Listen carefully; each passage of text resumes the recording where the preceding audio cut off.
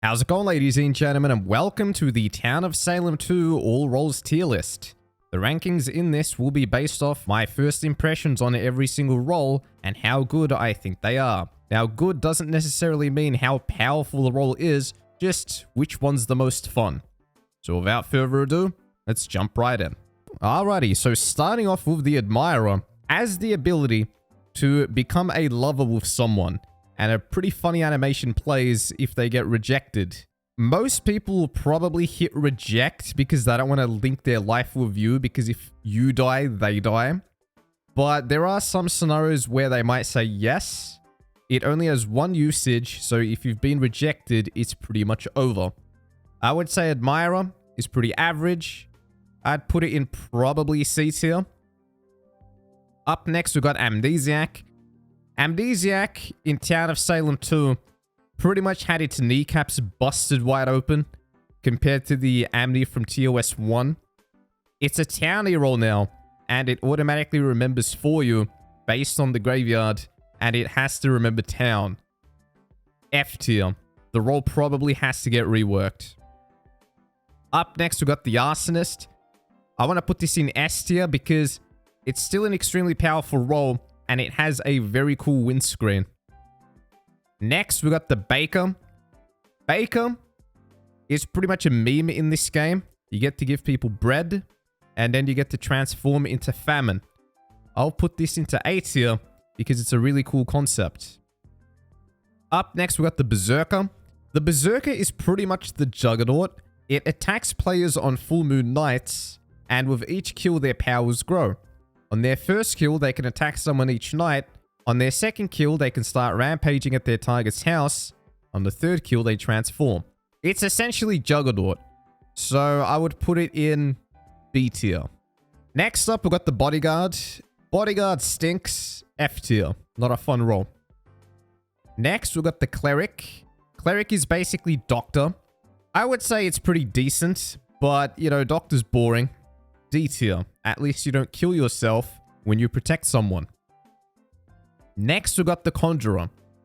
Conjuror for sure S+ tier. You get to Spirit Bomb someone during daytime. Has a really cool animation. Super fun. You can cause a lot of havoc. Conjurer is really cool. Next, we got Coroner. Coroner is a pretty interesting role.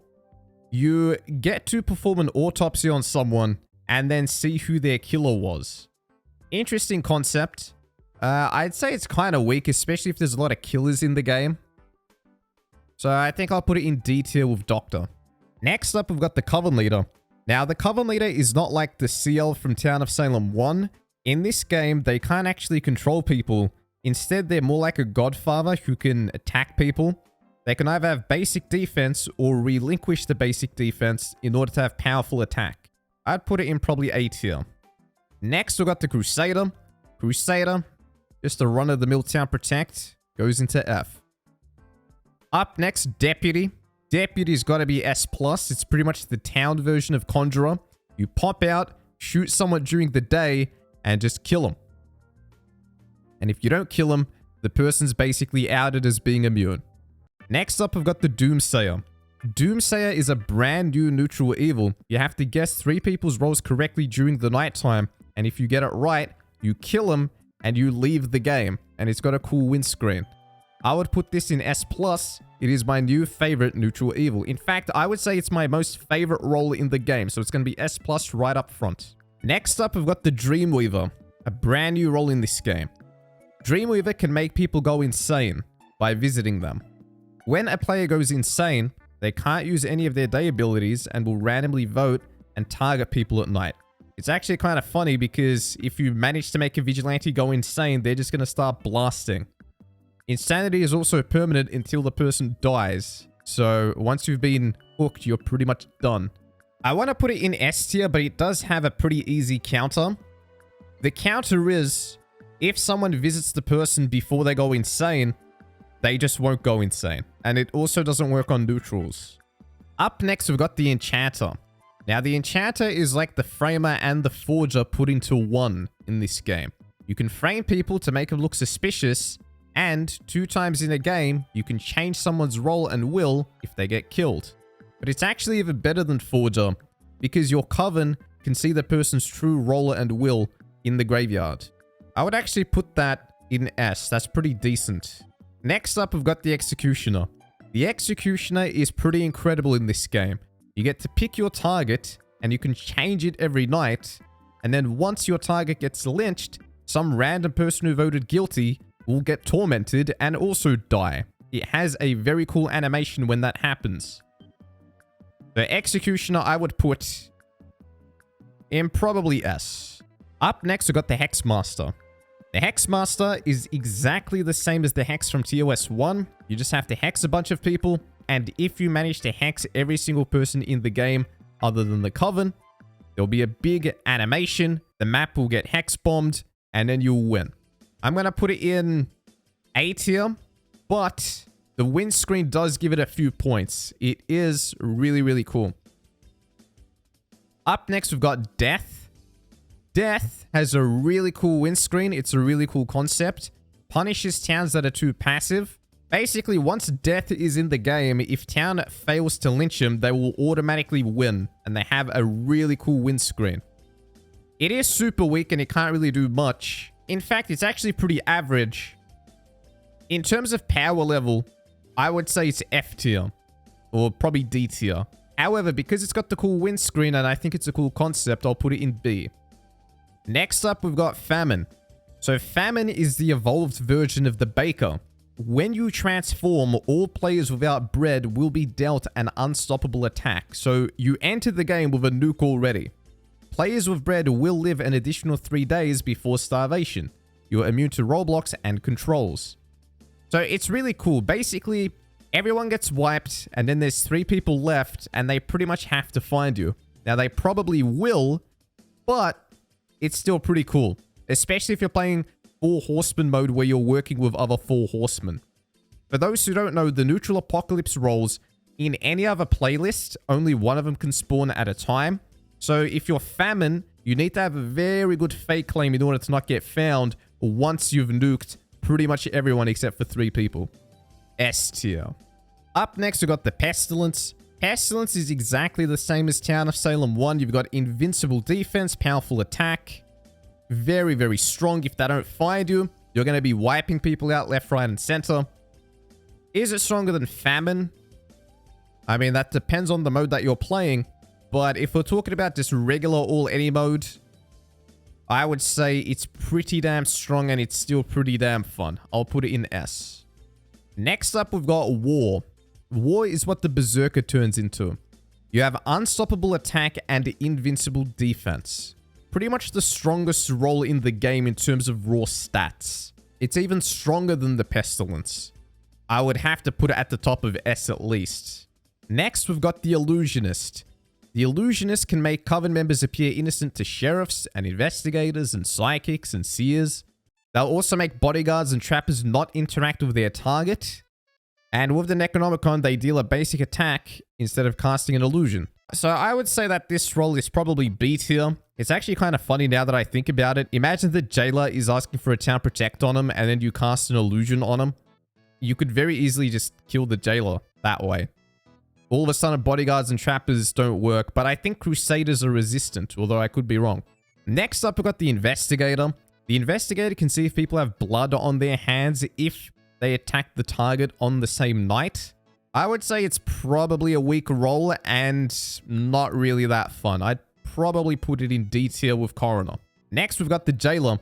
Now, the Jailor is actually weaker in this game. You can't jail the same person 2 nights in a row. And if you execute the wrong person, you can never jail anyone again. So, it's definitely not as strong as Town of Salem 1's Jailor. They've really broken it down a little bit. But it's still going to have a lot of authority in the town. People are still going to listen to it. It can still pop out and execute people. So I would say it still belongs in S tier at least. Next up, we've got the Jester. Jester is just a fun role. We all love the Jester. It was my favorite role in Town of Salem 1. It gets overtaken in this game. So I would say that it's still S+, but it's probably going to be somewhere on the other side. Next, we've got the Jinx. Now, the Jinx is like the Ambusher. You can choose to lie in wait at your target's house, dealing a basic attack to one random non-coven visitor. However, all players visiting your target will learn your identity. So yeah, Jinx is basically ambusher.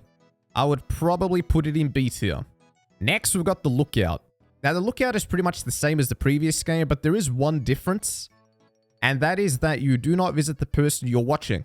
And I think if more than 3 people visit your target, you do see all of them now. Probably in C tier with Admirer.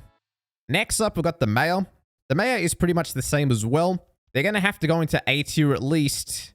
But at nighttime, they can't really do anything. So they can't go any higher than that. By the way, I don't feel comfortable having Baker in A tier anymore. Not gonna lie, I think it has to go down. Do I really send it down to F because all it can really do is pass around bread? Okay, you know what? I'm gonna put it in D tier because bread is a meme in this. Next, we got the Medusa. Now, the Medusa's sort of the janitor now in this game. You can't stone gaze anymore and bait people to visit you and then stone like 3 to 4 people. Now, you just clean a person's role, but I think your Coven can see what their original role was, so it's still stronger than Janny. And with the Necronomicon, you can start attacking people and stone them too. Put it in A tier. Next, we got the Monarch. The Monarch can knight someone in the game, which gives them an extra vote. In fact, they can knight 2 people. Very easy to confirm yourself. And there's also the possibility of knighting the wrong person and giving extra votes to the enemy. Next up, we've got the Necromancer. Now, the Necromancer can use the abilities of dead people from the graveyard. However, they can't use every role that's dead. But, unlike Town of Salem 1, they can actually target themselves, and they can use roles that have been stoned. Also, bodies don't rot anymore, so once you've used one, you can keep using it. Which means, in theory, I think if there's a Cleric, you can keep healing yourself over and over and over, which is kind of strong. Although I could be wrong on that, but from my understanding, that's currently what it is. Based off that, I think I would have to put that in A tier at least. Next, we've got the Pirate. Now, I'm pretty sure Pirate is not unique. You can have a couple of them in a game at once, which is pretty damn cool. It's exactly the same as the Pirate from Town of Salem 1, with the only difference being... Actually, there's 2 differences. One difference is that once you've won, you'll leave the game with a very cool win screen. And the second difference is, if you fail to win and there's only 3 people left, you'll die of scurvy. So you're really on the clock. Technically, the role got like a little nerfed right next to the Executioner. Next up, we got the Plaguebearer. The Plaguebearer doesn't do anything other than infect people to turn into Pestilence. Has to go into F tier because it's super weak, and running around infecting people is kind of not fun. The Poisoner in this game is like the Consort. You can't role block the same person 2 nights in a row, so it's a little weaker in that regard. However, one time in a game, you can poison someone. Although the poison can get healed by a Cleric or a Potion Master. So it's Consort and Poisoner put into one. I would put it in probably B tier. Next, we've got the Potion Master. The Potion Master can use a heal potion and a reveal potion, and then only with the Necronomicon can it use the kill potion. I think I'd put it in B tier for this. It doesn't have that same killing power as a Necromancer or a Medusa or a nuke of a Hex Master or the powerful attack of a Coven Leader, for example. Prosecutor in this game is extremely, extremely powerful. You can pop out during the day and get someone lynched immediately.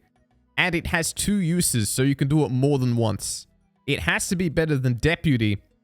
It also ends the day phase, which is kind of crazy. Probably in front of Conjuror and Deputy, just straight up. It is a very, very, very powerful role. And it's extremely fun too. It probably has to go in front of Arsonist as well. Doomsay is number 1 because Doomsay is actually my favorite role in the game.